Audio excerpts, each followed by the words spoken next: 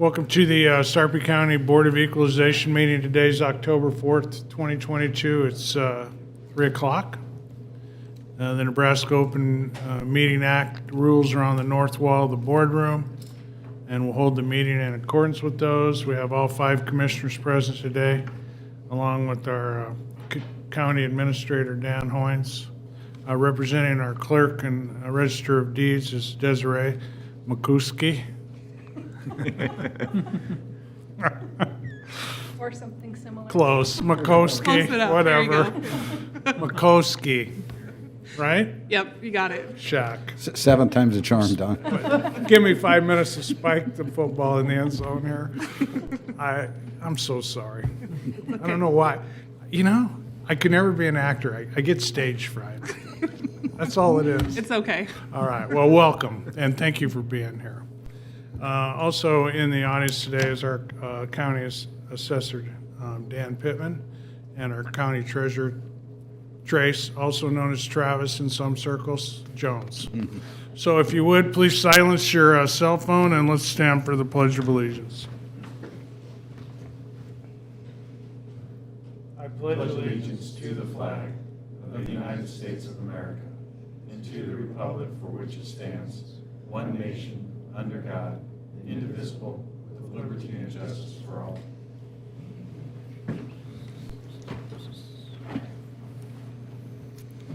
Two items on the consent agenda. Motion to approve. Second. Motion by Burmeister, second by Klug. Any discussion? Please vote. A is 5, motion carried. Okay, on the regular agenda, we have to approve the minutes from our last meeting. Motion to approve. Second. Motion by Mixon and a second by Commissioner Klug. Discussion? Please vote. A is 4, abstain Warren. Okay, 5.2 is a public hearing and action, recommendation of a denial of tax exemption application on real and personal property owned by a qualifying organization, First Baptist Church. It's parcel 010755349, Dan Pittman, County Assessor.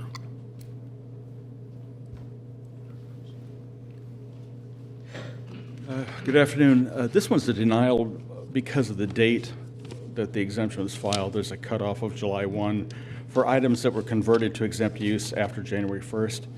And this exemption application was received on August 18th. So the assessor made a recommendation to deny the exemption for this year. And then they can come in and apply next year. And Yes, we've talked on the telephone, and the taxpayer may be here, the owner, Okay. or representative of the owner, I should say. And we have talked about filing for next year. Okay, thank you. Any questions for Dan? Okay, this is a public hearing. Anybody want to come up forward and address the board? Please do. State your name and address for the record.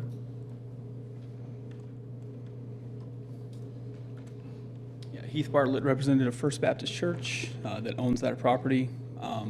Our request was that we didn't get into the property until after the July 1st date. We were ready to close. The date was in May, and then because there were issues with the seller and some liens against the house, we weren't able to close until later in July. But we were ready with the 451 to file and have tax exemption for this year, so we were going to see if that could be reconsidered. So you had the exemption application filled out, but the closing didn't occur before the deadline? Right. When did the closing take place? July 23rd, I believe. July 18th. Okay, so if I was reading some material earlier, if it's after January 1, you can go till July 1st, but then do they have till the end of the year, Dan? If the closing was actually in July? I thought the closing was in January. Here's what I had for a closing on it. This is our original closing date. Yeah. This is one like they filed the Form 521. It's a transfer statement that goes with the deed. So both parties agree to move closing date to 7/18. Okay. The purchase agreement was in May 6th. And I believe the question was, do they have the end of the year? No, after everything has to be done actually by the end of the year for the coming year. Okay. So, but sometimes things will go to an exempt ownership after the first. So the statute gives them a little bit of a cushion and says, okay, if you convert it, if you're a church would be an exempt ownership because it's religious. So it met that test, but the use would have to be taking place no later than July 1st, and our contention in this case is it wasn't. Okay, so it was in July of 2021. You have until December, basically, but you have until July. Is that correct? And the closing was 2021? 2022. 22. It was this year, and we were just discussing, the transfer statement says it was in June, and then he has some closing documents that say the following month. Still, I think what it goes back to is the application date. Okay, if it just closed this July of 22, don't they have until the end of this year? Oh, no. It would be too late. Actually, if it closed after July 1st, it would have to stay in its current taxable status until the following year, Okay. unless it's a government-owned entity. Okay, okay. So my confusion is I'm looking at forward and we're backward. Yes, trying to get it for 22 is not going to happen, right? In my opinion, no. I did confer with the county attorney's office to make sure that, my reading of the statute was correct. Right, so 22 is out, but we're filing now, so 23 will be. 23, that's Okay. correct. All right. Is there anything that we have the legal authority to do at this point that would change the course of the actions that are taking place right now? No, Okay. there isn't. It's a firm July 1st cutoff. The only wiggle room is if it was previously owned by a tax exempt entity, then the tax exemption can be transferred. But I think that the rationale in the statute is that if it's sold after July 1st, then the majority of the year it had a non-exempt use and therefore the property is taxed. Okay. And that's a statute, correct? Yes. We don't have leeway there. Yeah. So basically, we're only looking at 5 months for 2022 of being taxable. Would that change if we could prove the closing date was previously scheduled in May? No, because it goes off the application for the exemption deadline. Was the previous entity a charitable entity, or was it? No, private ownership. So I just have a question. If I was constructing a tax exempt building like a church, and I didn't get the construction done before July 1st, too bad, so sad. I just have to pay full tax? How's that work? No, if the construction is ongoing and the purpose for the construction is always going to be exempt, then it can, once the steps are taken to move towards that exemption, that exempt use, it can be considered exempt. If a property is purchased and there has been no action taken at all to develop the property, it will be taxed until there's a tangible action taken. Okay.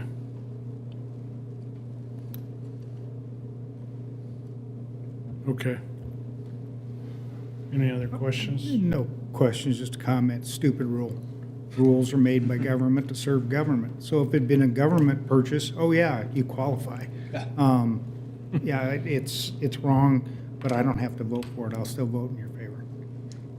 It's not a rule we make, by the way. But it's a rule that we can vote against. Well, I mean, I guess my issue with it, from a legal standpoint, is when you purchase a property, you don't control the closing date, And so if an application or an intent to file an application was done or made, and it sounds like you filed something, what did you have before the date? Say that again. What did you have in your papers before the date? Yeah, the purchase agreement was in May, and then the closing date was before the July 1st date. So we were ready to As soon as the house closed, we were ready to file before July 1st. We knew that day was coming up. It wasn't us dragging our feet. We were waiting on it to close. The seller Right. had issues with some liens against the house, so that pushed it back past the July date. So So let's re-ask this question for legal. The application, if the application was filed, it was filed in August, is that correct? You're Yes. 451, okay. So they're looking at this, they have a purchase agreement, they're cleaning up the liens, et cetera, closings in July. Had they filed the 451 in May, when they had a purchase agreement, would they be eligible even though they haven't closed on the property? They aren't the owner. It would depend on specific circumstances. It does go to actual use, so if the use of the property was for a profit organization, but if it was in the midst of transfer and you were just moving things in and out and that kind of thing, then an argument could be made that it was still, should have been an exemption. Okay, so what was the use of the property from May to July? we actually got approval to be in the property before the closing day because the seller realized. So there was actually use So in the June. the seller was done with their use of the property Correct. in So May? the property was being used in June. Okay. The property uses church parsonage, discipleship groups, Bible studies, those types of things. So it was actually in use before the July 1st day. And had Closing had not happened. Had it closed in May, you had the form ready to go for the... Right. We were, Okay, but it was delayed. You're Right. not being aware of the July 1st deadline. we were aware of the July 1st deadline. I guess the assumption was, how can we file for a tax exemption on a property we don't even own yet legally? Okay, so I've asked legal, so now, Mr. Pittman, I'll ask you, same question. How would you have treated this had they filed this form, even though they didn't have the closing final? If I understand your question, I believe the answer would be that there's a five-part test for exemption, and two parts of this is ownership and use. So even, and let's say hypothetically, they're allowed in the, maybe they even rent it. The pastor rents it and lives in it for a while. It's not in the church's name, so it would not get an exemption. Once it went into that church's name, and they're recognized as an exempt, tax exempt entity or nonprofit, then I could pull the trigger on this and grant the exemption. Okay. What's the tax amount for 2022? I haven't calculated the tax amount. I can tell you, I think I could tell you last year's to see if it still has that. Well, just the property's valued at 285. Yeah, but if we try to take it times 2.5, which would be an average tax rate, I mean, you can come up with a ballpark, and I'm sure they prorated that at closing. I guess I just don't understand the statute. I'm sorry. Doesn't even make sense to me. Well, what difference does it make when a property is acquired? If it's tax exempt, it's tax exempt. I don't understand why they have a deadline. Well, the explanation of that, there has to become a time where you say, here's everything, here's all the total value in the county, here's what's exempt, here's what's taxable. So it's the deadlines are for reporting purposes, so we can see what we have in taxable value and what is exempt, which would become a reimbursement from the state. So that's why we have these deadlines. Certain other events have to take place, and at some point you have to stop and work on the data that you have to make all the reports you have to make to the state. And this is the cutoff for this.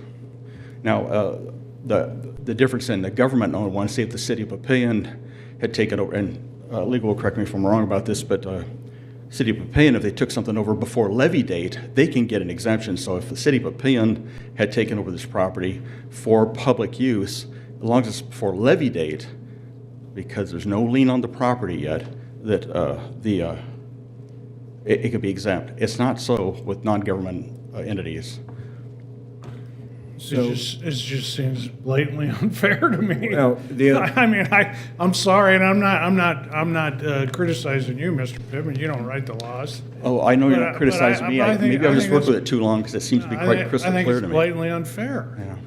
I mean, why should I mean, government exists to serve the people, not the other way around. But there's, as we know, like with our driver's license and everything, there's a cutoff. There's a point where they're saying, I'm sorry, pal, you're too late. And I've had to pay the fines myself, and I don't like it, and I kick myself for it. But and thankfully, it's infrequent. Have you noticed that we don't have many of these that come up before you? And, That was just going to be my other point. These are so infrequent, but it does, to Mr. Kelly's point, it just seems like an unfair penalty. And I understand your point of the cutoff. I get all of that. This one, especially when a person's really ready to go and other things held it up, it just seems like I said, it's an undue and maybe unfair. Now, I think, and my actions and how I vote is not against what is legal and what is your, the stance you're taking, Mr. Pittman. I just want to make that clear because we're following what the statute says. I think the way I'm going to vote is because then this would have to be reviewed by the state of Nebraska. Maybe we can get somebody at the state of Nebraska to maybe look at these a little differently because, again, as you said, they're so infrequent. So maybe there's a just cause here somewhere. Thank you. Thank you. Anything else? That's it. Thanks. Any other comments? Come on forward. State your name for the record, please. Matt Lawrence, 7421 South 53rd Street. I was just curious, if they end up having to pay the taxes, is it possible to refund them? You mean as the county or the? Right, whatever you guys collect. Yeah, I don't know the answer to that. Maybe our attorney can help bail me out on If that a one. tax is paid in error, it can be refunded, but the county is not able to repay taxes that were paid according to the law. Yeah, so for me, just, I'm like, does anybody else want to come forward? Okay, I'm going to close the hearing then. But for me, we operate in different worlds of color. The assessor's in a world of black and white, and as is our county attorney, as they should be. But I feel like in my position on this board, I operate in a world of gray. And in that world of gray, there's right and there's wrong. And I just think this one feels wrong to me. So I'm sitting up here, I'm elected, and I have the prerogative of making that judgment, and I'm gonna make it. So, does anybody else have any other comments? What? Sorry, go ahead, Angie. I was just going to say, these are always really hard because obviously, we want to rule in favor of the church, and so they're always really difficult, which is why all the discussion, and really hard for me personally. My other day job is as an attorney, so I'm weighing those legal issues really heavily, and I was hopeful that we had some legal leeway there to rule in favor of the church here. Seeing none, I have concerns about making a ruling in that direction without a legal authority to do so. This board has done a lot to change laws that have been passed by the legislature because we disagreed with them. This one's on the books and, could be something that we look at in the future. It's just my vote's going to be based on, what we've got before us and the authority there. Mr. Pittman, did you have something to add there? And I just say this as a reminder, and I say it respectfully, is that if this gets approved today, we could get another one tomorrow and another one the next week. And if you think you might be making an exception, there could be several exceptions coming behind this. And I just want you to be mindful of that. You probably already thought of it, and apologize if it's offensive, but that's one thing I think we have to consider when we do these things. Thank you. I think it's a good point, Mr. Pittman, and I appreciate you coming up here and saying that. You said everything I was gonna in a lot better Sorry. manner, so, no, thank you. Yeah, I'm still gonna, I understand the repercussions and I understand all of the stuff. And my day job is not as an attorney, so I don't get so critical. But I mean, what Don hit, what's right is right and what's wrong is wrong. And the fact that the days just didn't line up, it's still the usage.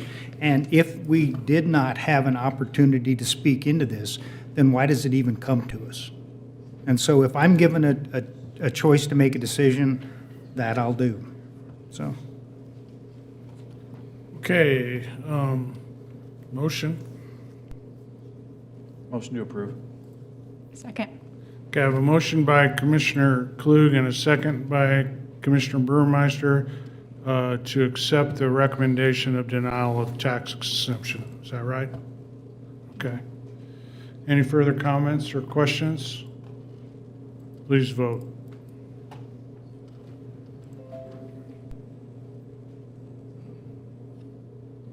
Ayes 2, nays 3, motion failed. so then would it follow that we could make a motion to grant the exception? I make that motion. Second. I have a motion by Warren, a second by Kelly. You want To grant the tax exemption. Okay, to grant the tax exemption for a qualifying organization. Discussion? And so this will then go to the state of Nebraska, and they will rule on it, or possibly, or, Yeah, I mean, I'm okay, certain, I'm ultimately. certain it will be decided at a higher level. But Okay, so it may be granted here, but it may be reversed, so just letting you know that. please vote. Ayes 4, nays Burmeister. Okay, all agenda items having been addressed as published, the Board of Equalization is adjourned.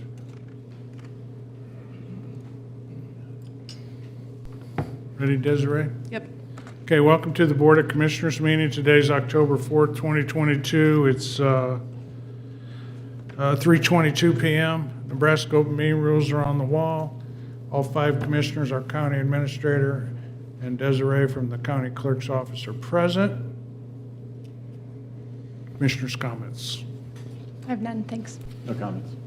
Jim? Yeah, one comment on Sunday, Mike Moody, a 59-year-old assistant fire chief at Purdom Volunteer Fire Department, died as a result of a medical emergency at the very start of the Bovee fire.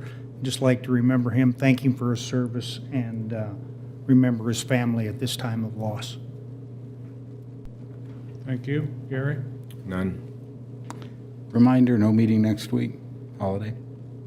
Say that again? No meeting next week, Columbus Day holiday, so it'll be 2 weeks from today when you meet again. Okay, thank you. Happy Columbus Day, everyone. I just want to make a quick comment, about public service. We think we serve, we're elected, we're public servants, but public service extends beyond what we do up here every day. And so last week, Commissioner Warren got on an airplane and flew all the way to Africa to help out poor people. That's public service. So thank you, Jim, for doing that. Thank you. You're an inspiration with your dedication and volunteerism, and all that you do, and your outreach. So thank you for that. Thanks, Don. Consent agenda. We have 7 items on the consent agenda. Would anybody like to see anything moved? No, motion to approve, please. Motion to approve. Second? Okay, motion by Commissioner Warren, second by Commissioner Mixon. Discussion? Please vote. Ayes 5. Okay, regular agenda item 5.1 is the minutes from our last meeting. Motion to approve. Second. Motion by Klug, second by Burmeister. Discussion?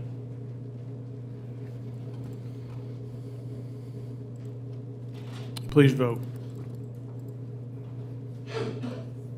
Ayes 4, abstained Warren. Okay, 5.2 is a public hearing and recommendation to the Liquor Control Commission for Celine Nail Bar for a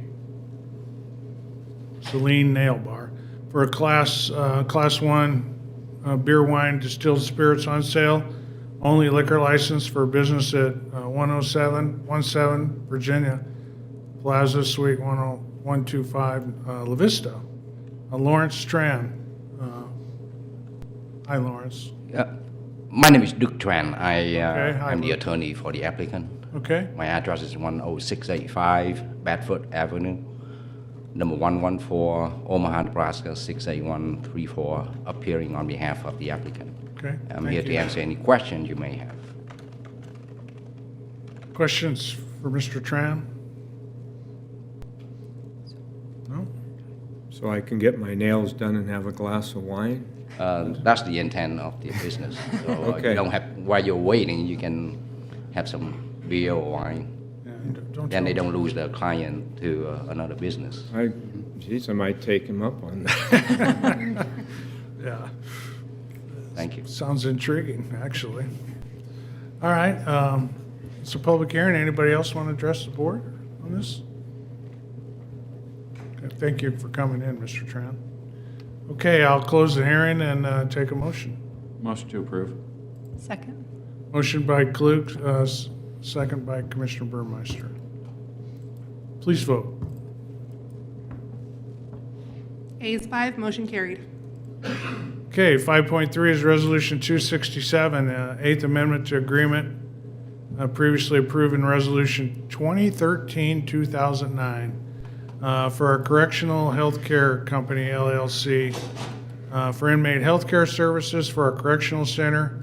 It increases their compensation amount and it implements electronic medical records and increases staffing hours for our mental health nurse, Ryan Marr.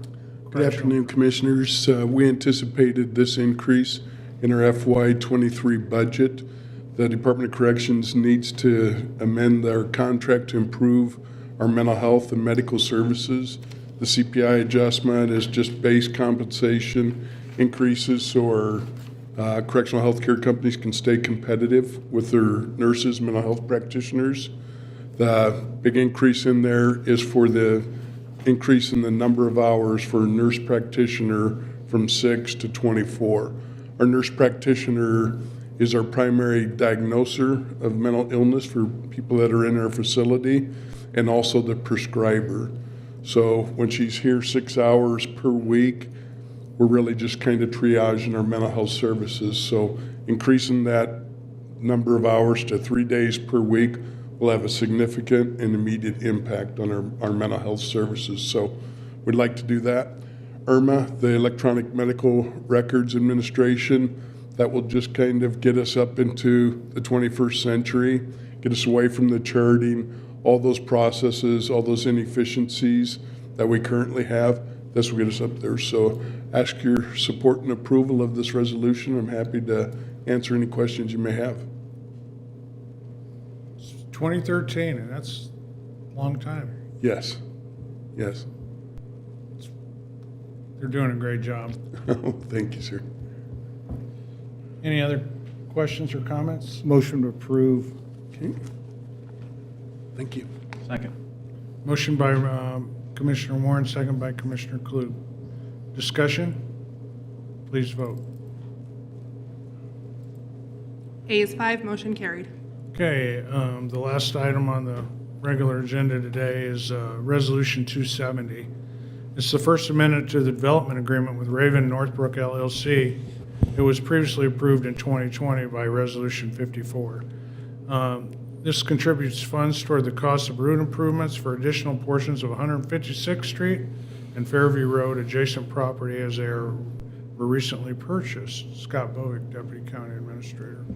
Thank you, Commissioners. As you stated, a couple years ago, the county entered into an agreement with Raven Northbrook LLC, which is the property owner for some of the data center development that we've had out at the intersection of Highway 50 and Capehart. I put the map up here. The green slash line is what the existing agreement entails, and Raven Northbrook is pursuing the purchase of the property dashed in red and then crossed in red. You can see that as the proposed additional area. The area that's slashed is in Springfield's jurisdiction. the area to the west that has the label owned by Raven Northbrook LLC, which they plan to execute probably in the next 30 to 60 days. That's actually in Papillion's jurisdiction. So any agreements related to that, we would have to work with the city of Papillion on. But what this amendment does is extend the responsibility of Raven Northbrook to contribute to that section of 156th Street that they're adjacent to, and then also to Fairview Road on the south. One of the other things you might remember about this agreement is we have a separate agreement with the city of Springfield so that all the fees, all the arterial street improvement program, ASIP fees that is paid by this development to the city of Springfield, the city's agreed to remit those funds to the county to be able to use for the road infrastructure in the area. You'll have an amendment in front of you in a couple weeks to that agreement where the city will include the red slashed parcel. Looking at this area too, as you can see, 156th Street doesn't exist. It's not there. But from Fairview Road to Schramm Road, it's critical that we start pursuing the improvement of 156th Street. As you've seen many times, the sewer agency will be opening this area for future development. So the development that's happening now when you drive out there is pretty much the last development that can occur before we expand the sewer system out there. And so we want to, and you might remember when we talked about the 1 6-year road program, this area being a key area that we need to start planning for and committing money to and building a project so that we can get that infrastructure out there. So with that, I know Dave Madden and Brandon Warrington, the attorneys representing the developer here, happy to answer any questions you have, and I'd be happy to answer any questions. Scott, question for you. Is 156th Street is improved that would go along that property? Will Raven contribute to that? Yes, so they will contribute 1 lane towards that cost, and they will pay ASIP fees to the city of Springfield, which will then be paid to the county to help cover other costs. We probably envision that 156th Street ultimate is a 3-lane corridor. So the development on the west, there's an existing property owner there, as you can see on the south, but the other development as it occurs to the west will be responsible for contributing a lane to get to a 3-lane corridor. I hope also it's closely looked at extension of Fairview Road, at least a half a mile or whatever it's going to take. Extension of Fairview Road west to 168th Street, Schramm Road, there's development occurring west of 156th Street up there. That's got to get to 168th Street, and then we need to continue to talk about K-Part as well. You can see the sewer basin there, the low-lying area. So all that area is in the next 4 to 5 years is going to be opened up, and more infrastructure is needed. So is there a corridor protection plan for these new arterials that we're putting in? There's not a corridor protection plan, but we do know who controls all these adjacent properties. And north of K-Part Road, our understanding is those properties are looking to be developed as well. And so we've had good luck when those developments come in to ask them to dedicate the right-of-way. If they're not ready to dedicate, we can go in and acquire that right-of-way. But what we really need to do is get an engineering firm on board to kind of lay out these corridors, these profiles, and the right-of-way that we need, and work with Papillion and Springfield on, does it need to be a 3-lane road? Do we need to prepare for a 5-lane road? Which corridors need to be 5, which need to be 3? And so we're just getting started with that. I've been working with the county engineer's office, letting them know how important it is that we really get some details going on this area.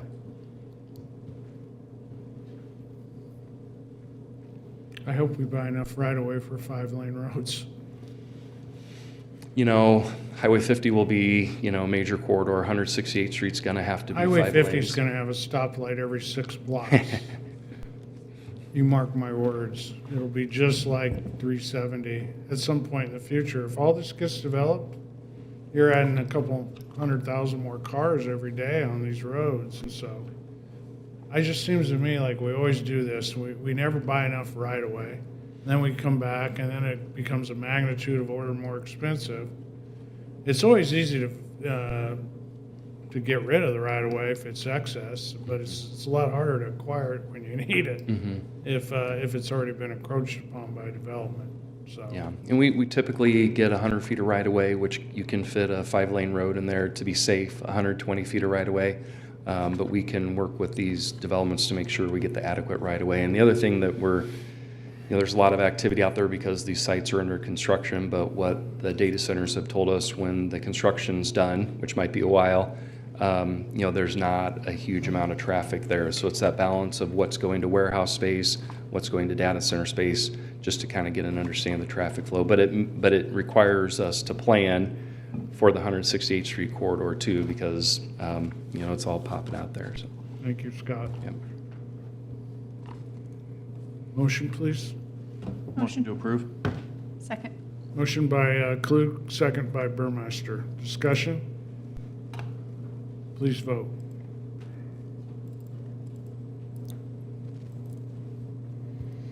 Ayes 5, motion carried. Okay, item 6, executive session. For the protection of the public interest, I move we go into executive session to discuss collective bargaining and pending litigation. Second. Okay, motion by Burmeister, second by Mixon to go into executive session. Please vote. Ayes 5, motion carried. Okay, it's now 3:36. We're going to go into executive session where our discussion will be restricted to collective bargaining and pending litigation. All right. It is now 4:52. At 3:36, we went into executive session where our discussion was restricted to collective bargaining and litigation. I need a motion to move into. So moved. Thank you. Second. Okay, motion by Mixon, second by Klug. Discussion? Please vote. I'm a yes. Ayes 5, nays none. Thank you. Okay, all the agenda items have been addressed. All the published agenda items were addressed, and this board is now adjourned. Thank you for coming.